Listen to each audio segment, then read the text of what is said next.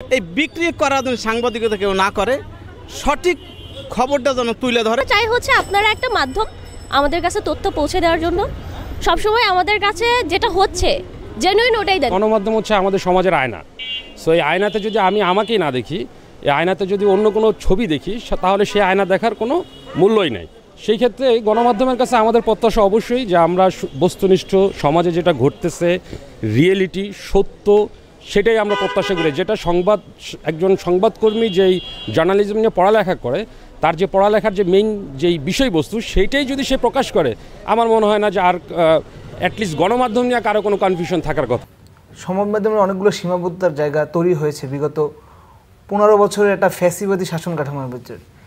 আপনি যদি without borders reporters যে র্যাঙ্কিংটা প্রকাশ হয়, সেখানে বাংলাদেশের অবস্থান 165তম, এবং এই 15 বছরে র্যাঙ্কিংয়ে বাংলাদেশ পিছিয়েছে 44 বার পিছিয়েছে। সে জায়গা থেকে অনেক ক্রাইসিস আছে, কিন্তু অনেক সাংবাদিকরা বিভিন্ন সরকারের জায়গা থেকে সুযোগ সুবিধা পাওয়ার জন্য ইচ্ছাকৃতভাবেই এই ফ্যাসিজমের সাথে হাত মিলিয়ে তারা অনেক ধরনের, এটাকে বলা হয় প্রজেক্ট নিউজ আর কি। তারা বিভিন্ন সময় দেখবেন, আপনারা যদি দেখেন যে যেই বিষয়গুলো আলোচনারই বিষয় ছিল না, সেগুলো বাংলাদেশের মিডিয়া টপ টপিকে নিয়ে আসছে বাংলাদেশের। একবার জাহাঙ্গীরনগর বিশ্ববিদ্যালয়ের সাংবাদিক বিভাগের এক টিচার, সে একটা কনফারেন্সে বলেছিল যে ইয়েলো জার্নালিজম। ওই জায়গায় সে ব্যাখ্যা করেছিল যে মামুনুল হক, তাকে যখন গ্রেপ্তার করা হয় এবং এখন সেটা প্রমাণিত, তাকে নিয়ে যে কন্ট্রোভার্সি মিডিয়া তৈরি করেছিল সম্পূর্ণই মিথ্যা, কিন্তু সারা বাংলাদেশের টোটাল মিডিয়াটাই কিন্তু তাকে কিভাবে হেয় প্রতিপন্ন করবে এইটা নিয়েই ব্যস্ত ছিল। সে জায়গা থেকে স্পষ্টতই মিডিয়া তার যে নিরপেক্ষ জায়গাটা, সে জায়গাটা সে ইচ্ছাকৃতভাবেই থাকে না।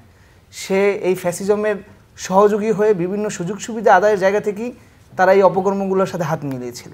250-টিরও বেশি ডিজাইন অপশন নিয়ে ওয়ালটন স্মার্ট ফ্রিজ, বোঝে আপনার প্রয়োজন। সাংবাদিকরা যে জীবনের ঝুঁকি নিয়েও কাজ করে যান, বৈষম্য বিরোধী ছাত্র আন্দোলন যেটা সদ্য আমাদের গণ অভ্যুত্থান ছিল, সেই জায়গায়ও দায়িত্ব পালন করতে গিয়ে পুরো বাংলাদেশে 5 জন নিহত হয়েছেন, তাদের আত্মার মাগফিরাত কামনা করি। পত্রপত্রিকার খবর অনুযায়ী সারা দেশে 200-রও বেশি সাংবাদিক আহত হয়েছেন, এবং আন্দোলনে এই আক্রমণ কিন্তু আন্দোলনের বিরোধিতাকারীরা করেছেন, আইন শৃঙ্খলা বাহিনীরা করেছেন, এমনকি আন্দোলনকারীরাও নানা সময়ে তাদের হামলা করেছেন বা সংঘর্ষের মধ্যে পড়েছেন, এমনও হয়েছে। রাঙ্গামাটি সহ বিভিন্ন জায়গায় বাড়িতে হানা দিয়ে সাংবাদিকদের আক্রমণ করার খবর আমরা পেয়েছি। এই আক্রমণটা আসলে কেন? আসাদ বিন রনি, আপনি কি মনে করেন?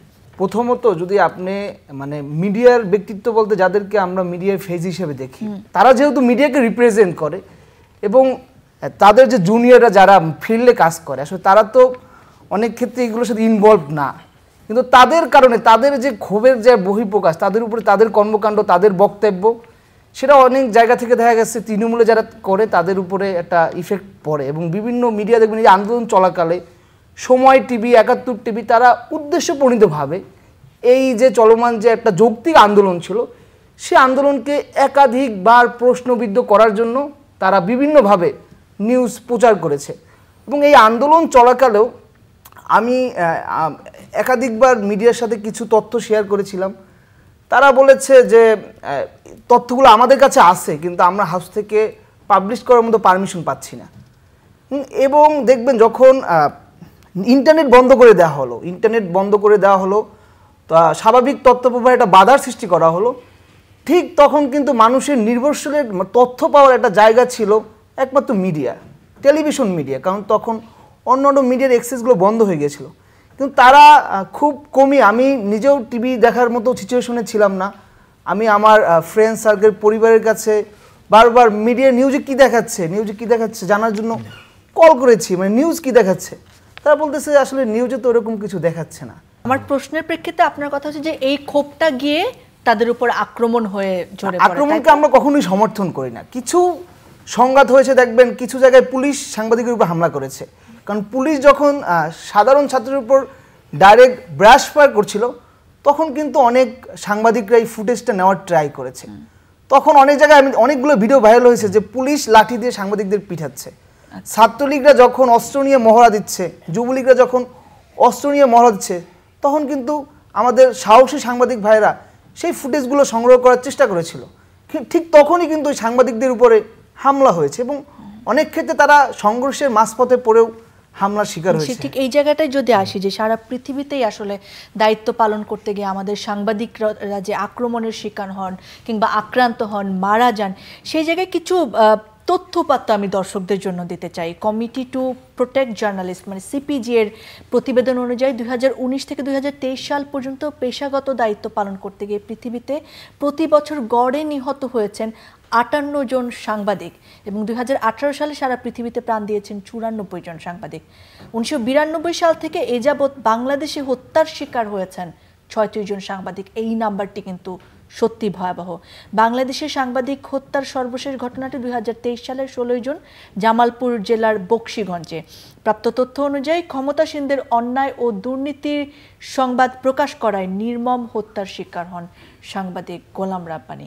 প্রিয় দর্শক, চলুন আমরা শুনে আসি, দেখে আসি জনগণ কি বলছেন, গণমাধ্যমের ভূমিকা নিয়ে তাদের কাছে কি প্রত্যাশা রাখছেন। আমরা চাই হচ্ছে আপনারা একটা মাধ্যম আমাদের কাছে তথ্য পৌঁছে দেওয়ার জন্য। সবসময় আমাদের কাছে যেটা হচ্ছে জেনুইন ওটাই দেন। গণমাধ্যম হচ্ছে আমাদের সমাজের আয়না। সো এই আয়নাতে যদি আমি আমাকেই না দেখি, এই আয়নাতে যদি অন্য কোনো ছবি দেখি, তাহলে সেই আয়না দেখার কোনো মূল্যই নেই।